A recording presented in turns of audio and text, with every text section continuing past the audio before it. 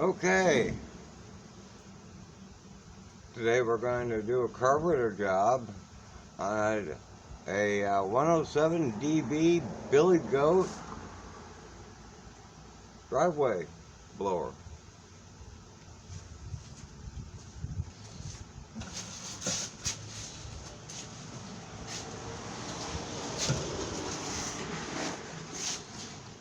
My name's Robert. I'm the other lawnmower guy.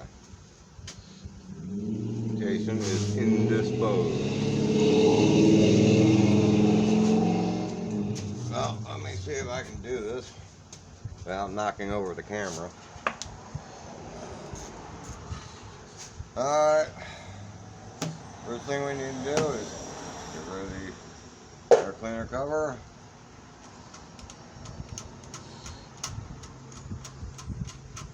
The air cleaner.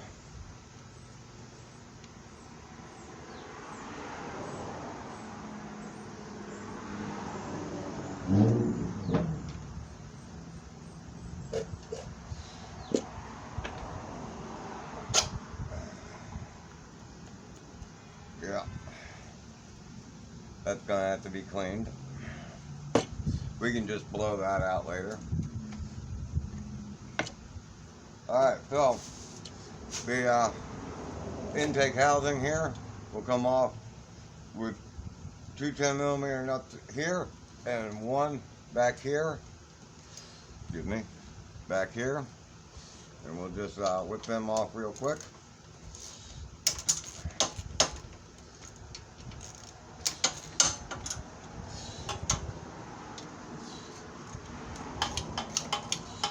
Always find it better to loosen everything up before you start actually cranking stuff off.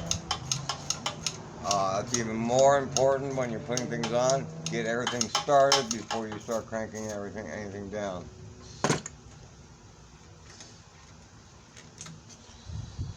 Makes it a lot easier to get everything to line up and started if you don't crank something down first and it holds you off center.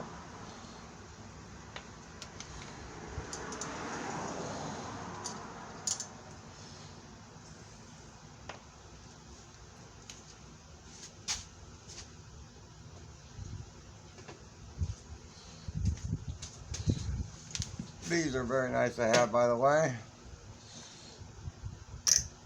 Keeps you from losing your bolts. Magnetic, it'll set right where you want to. Now this will come off, but you have to take the two levers, the choke lever and the other one, and put them forward first, and then it'll slide off. And this one, the gas line is snapped off, so we're not gonna have to worry about that one. Choke lever just pops right up. Do not lose this. This is not just the air cleaner gasket, which is relatively useless, but it's also, see how thick it is? It's a spacer. Without that, you'll never get the carburetor to sit down tight enough to work properly.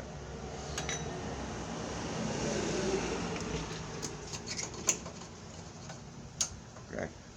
The throttle comes off just by spinning it over, and you'll see a slot there, and you just shove the bar through it and it goes right up. See, it's just a straight thing and there's just a slot there. It's fairly self-explanatory once you got the concept. Pull the fuel line off. And don't just pull on the fuel line. Grip it actually around the nipple and give it a twist and break it loose, and then it will come off fairly easy. Otherwise you'll tear holes in it. Now you see how almost nothing's coming out of the tank, and that tank's practically full. That's because it has a little screen in it that tries to keep the water out of your carburetor, and fails. But it will certainly stop the flow after a while. So got my trusty cup here, and I'm going to throw some air through there and see if I can break it loose. See if I get some flow. I'm hoping not to have to remove the tank to dump it out and clean it.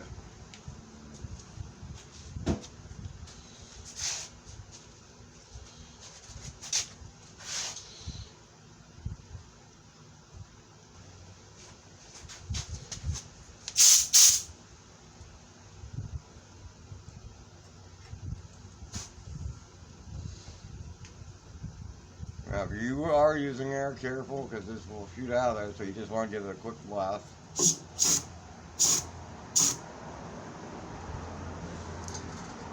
And we have flow.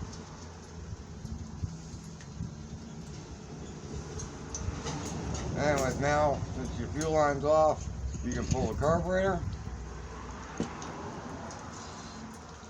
And it's probably going to plug right back up again. But that's something I'm going to deal with off camera. If I have to pull the tank off, I'll show you how I do that. In the meantime, I'll get set up to show you how to do the actual carburetor rebuild.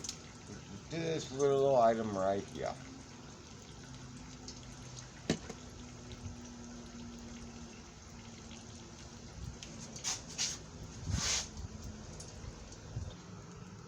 Okay, now there's your carburetor,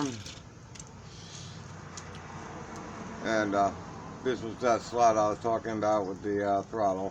It just slides down and into the slot, and then this will come right around it and lock it in. So what we're going to do now is we got to get the bowl off. Please do not use a pair of pliers. A pair of pliers is a tool of last resort.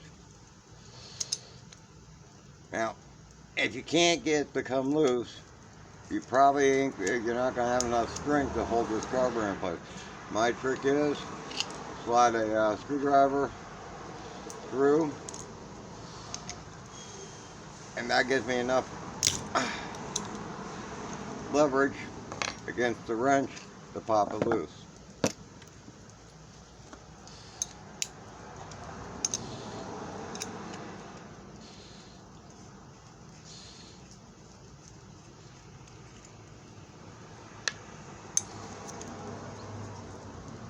Very seldom these come right off. Do not smash the heck out of it. Just take your wrench and give it light taps, and it'll just break right loose. And it's just that easy. This one's not bad inside. Actually, it looks really, really nice there. But we're going to go ahead and clean it out anyway, because down inside that hole there's a jet. It does look nasty. The float comes off, pin out, comes off that, and this one, the float is held on with a little spring. Makes it very, very convenient. I just like to do that. So basically, we're going to spray out this stuff. Your other, the one jet's here. The second jet is underneath this little doodad. But we'll get to that in a moment. First things first, I need to clean this up enough where I can get a grip on it with a screwdriver. And for that, we use jeweler's acid. It's just the right consistency. Put that in there, you'll see it start to smoke.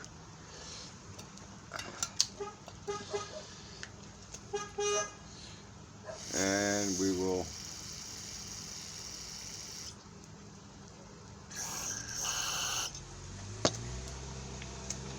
now we got a nice, you can't really see it, but it's a nice shiny jet down there we can pull up and get a screwdriver into. So, one moment while I get a grip on it here. Now, I use a regular screwdriver with a nice good end, and I only use this for jets, because once you mess up the tip, you'll always strip your jets. The brass is not very strong. So I only use this for jets. And then I just use the grinder. I just shave the edges just a little bit so it fits down in there real nice. Get in there, press down hard so you do not slip it. Once you slip, you're going to be stuck with it. Take it out. It will not come all the way up where you can see it. So you just bring it up until you know it's come loose. Turn it over. Give it some taps. And the jet should drop out. It's just that easy. The orifice will come out too. Most of the time I don't bother, but you have to reach inside and you have to sort of like kick it down with something, and then it will tap out as well. See if I can get it to drop. There we are. There's your orifice. Your idle circle will flow in through the sides and then up through the same orifice as your main jet. So there we have them.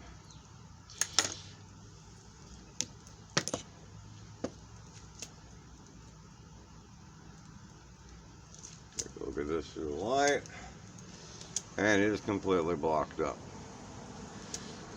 Now on these jets, you'll find one side's bigger than the other one. So what you want to do is when you get done cleaning it, however you do it, and you're going to hit it with this stuff, go through the small hole, out the large hole first. That way you're not trying to make it jam into the, jam up again. You want everything to come out. So this is where my acid comes into play again. Just a couple drops is all you need. Now, normally when they're really filthy, instead of fizzing green like that, which is just working on the metal, it'll fizz up all brown because it's all nice truck, all covered with varnish. And you don't want to let it go too long. And you don't want to get this stuff out. I've had this acid on my hands so many times. I think I could probably handle burning charcoal. So you want to go through the small jet first.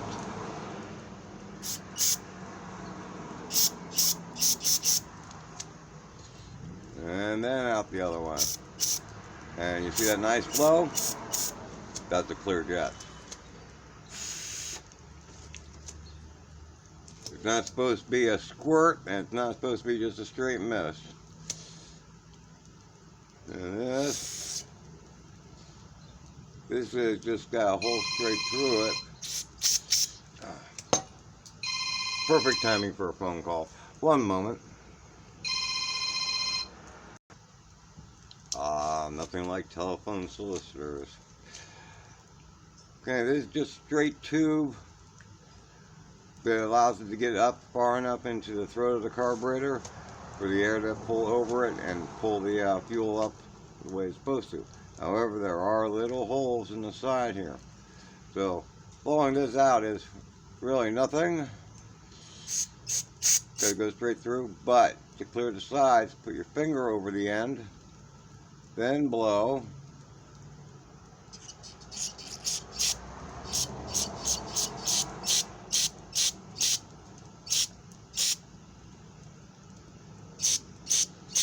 And you can see the stuff coming out the sides. Now that's clear. And that's clear.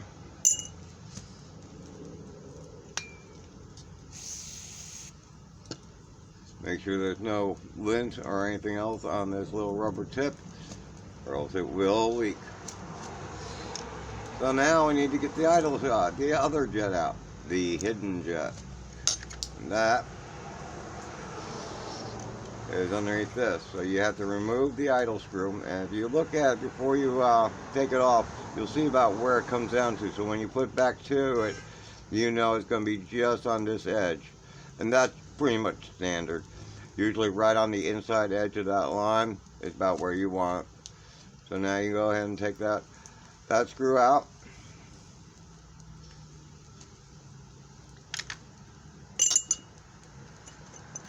and try not to lose it.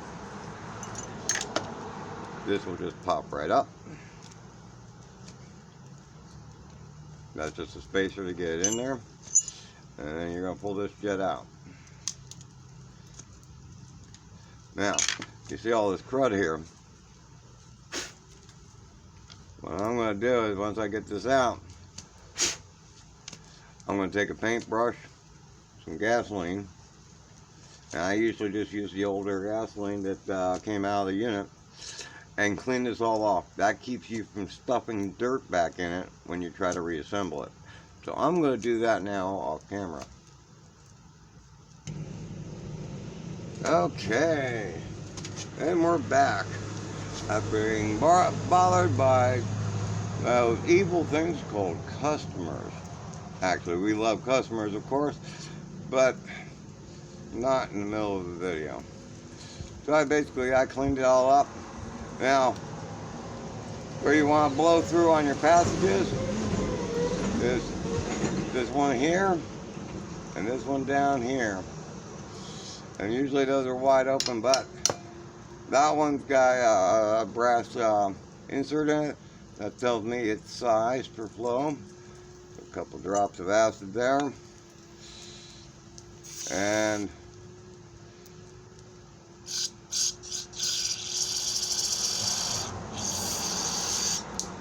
be clear. And I just go down through this hole as well.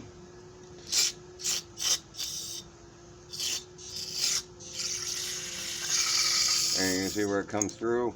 That's the flow going into your idle circuit. Those little side holes on that orifice that I showed you. Now, as for that jet that fits in that hole, this is it here.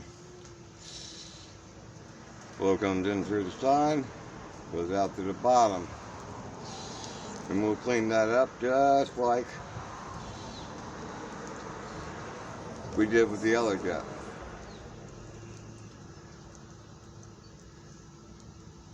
And as I say, unless you're used to having some, acid on your fingers and so on, you're going to want to use gloves.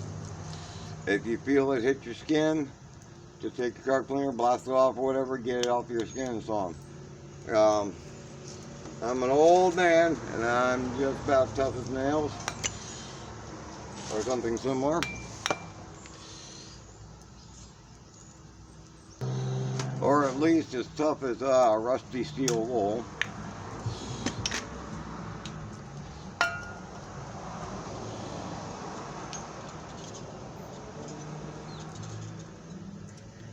Now, as I say, the best way to do it, just a little bit of flow. Whoop. Yeah, just get it off there. Now, it comes out to the top of that top hole is the little hole, so you're going to want to go down first. So it goes out to larger passages. That way you're just not pushing your garbage up into the little hole and just jamming it up in there. Then what I do is I come in for the side, block the hole from the opposite side, and that way I can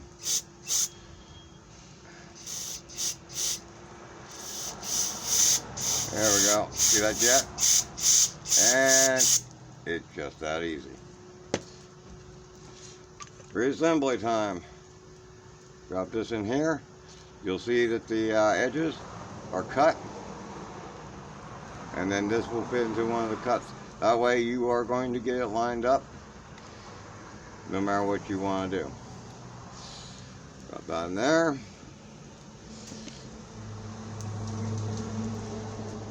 The spacer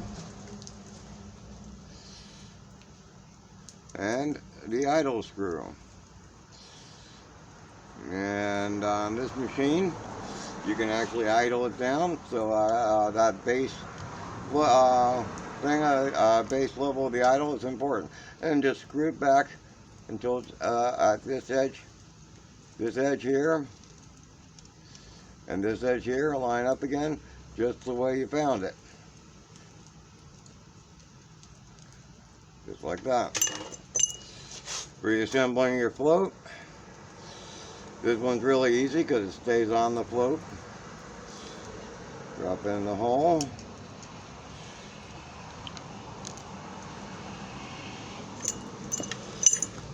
Try not to lose your pin.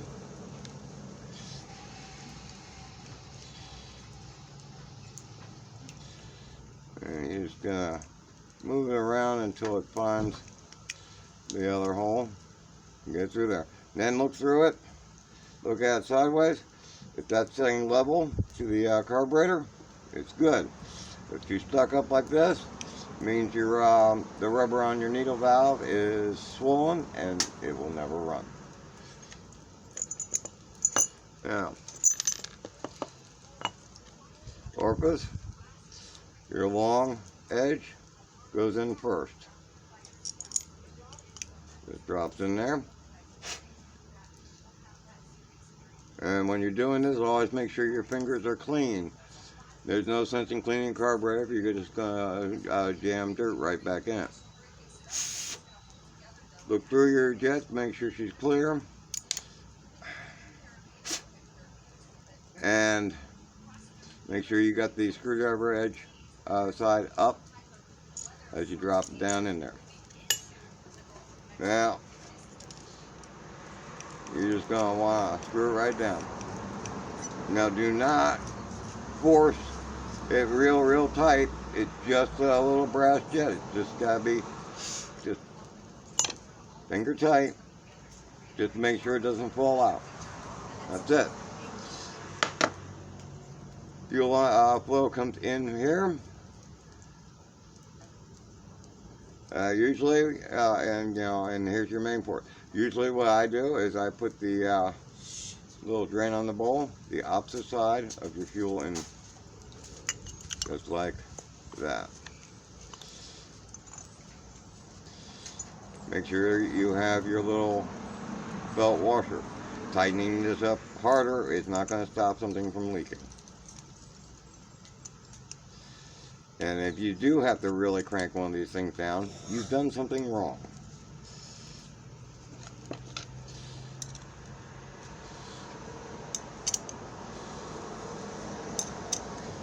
And just tight. That's all you need.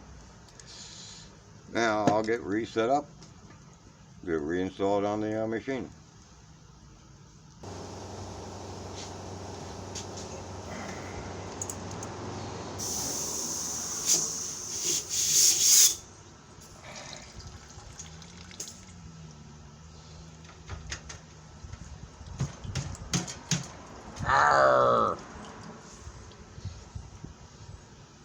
I do not want to take this tank off.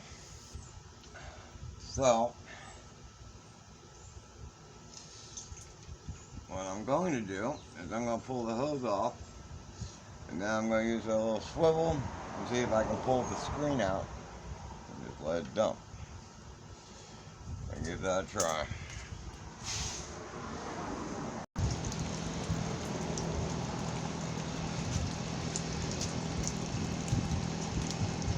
And no, it wasn't all that easy. You've got to get all that old gas out, whether you put rags down in there or blow it out with air like I was doing. I ended up turning the whole machine onto its side, blowing it all out. While clearing the tank, it is recommended to do so in a well-ventilated area. Then just put a half a cup or so in there and make sure she's going to flow nice and clean and continuously, which it does. So now we can put the carburetor back on.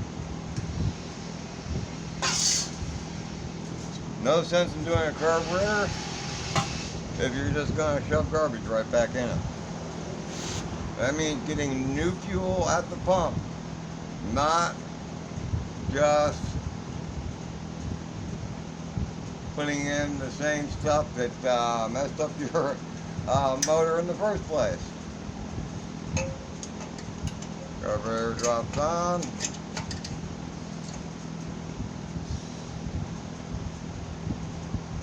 Fuel line goes on. And this one goes on just the way it came off. You pulled out a little bit to get the angle right. Slides right down in there. There's a little spring, goes right in the little side hole. That spring doesn't actually keep the tension that way. It just keeps the slop out of the thing, so it doesn't. So it's always nice and tight and in motion. That back on.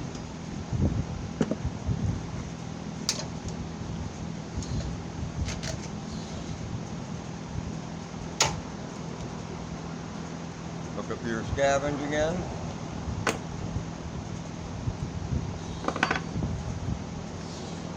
And one nice thing about it, you can't get to the bolts until if you got them all in the same spot.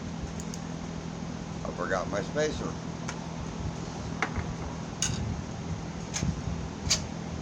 By putting these right on top of my bolts, I can't forget it. There's a large hole here and a little cutout for it. It'll be very obvious once you, take a good look when you take it off, but it'll be very obvious when you put it on that it's fitting correctly. Now we put this back on again. I like to start the one in the back first, but I do not whip it down.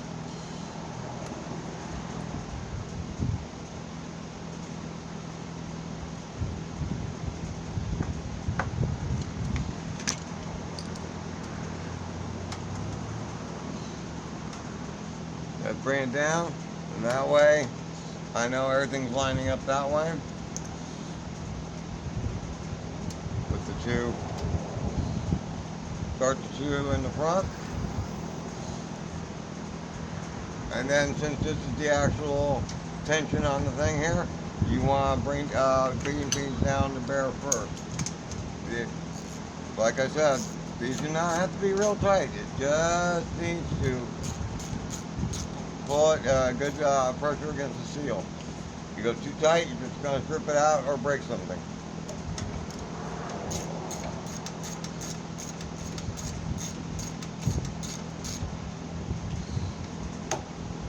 Like that. Generally speaking, these will go on, and the longer side will go in toward the motor. This one's about even, it can go either way, but this is the actual way it goes. And sometimes you have trouble getting it on. What you do is you just take off that rubber seal, drop it on, and then push the rubber seal down from the top, and you'll drop right in really, really easy.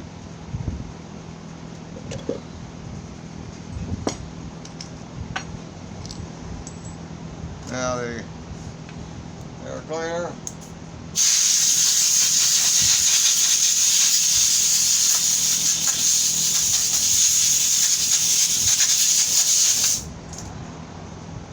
Actually pretty clean, just the pre-filter that was dusty. Put that on.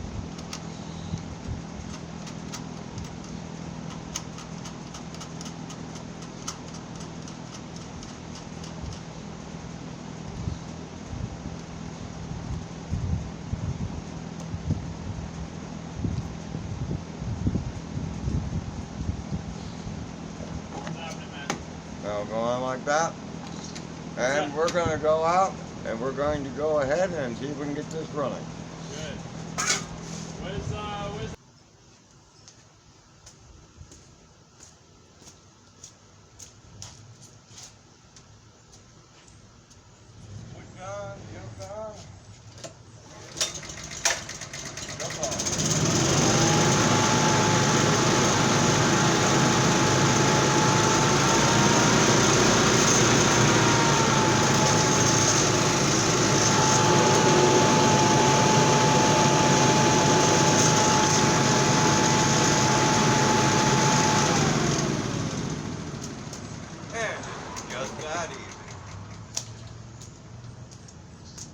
Everything I used in this video will be in the description so you can pick it up. I've also included a full rebuild kit, what have you. If this helps you at all, give us a big thumbs up, hit that subscribe button, and we'll see you next time.